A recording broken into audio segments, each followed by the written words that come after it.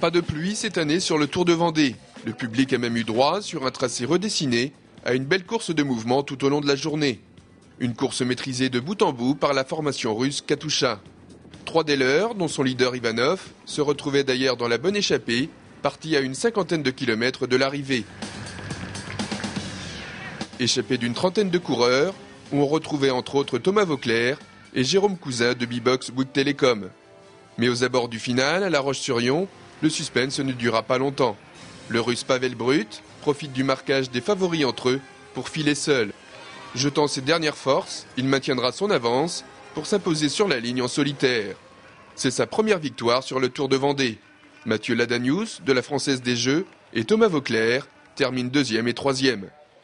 Aux herbiers, le suspense aura duré jusqu'au sprint final pour connaître le nom du vainqueur de l'édition 2009 du Vendée Roller Marathon. Les nationaux ont fait dans un premier temps la course en tête, les coureurs élites se contentant de suivre le rythme. 4 coureurs, Yann Guyader, Julien Sourisseau, Nicolas Péloquin et Brian Lépine, ont pourtant pris la bonne échappée. Du moins le croyait-on, car les fuyards devaient être repris peu après. C'est donc au sprint que la course allait se décanter, et à ce petit jeu, Yann Guyader, déjà leader de la Coupe de France avant la dernière étape herbreutaise, ne laissa aucune chance à ses adversaires.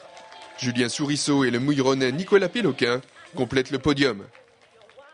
Enfin en golf, la Coupe de Vendée, qui oppose chaque année les 5 clubs du département, a vu la victoire sur le parcours des Olonnes de Port-Bourgenais.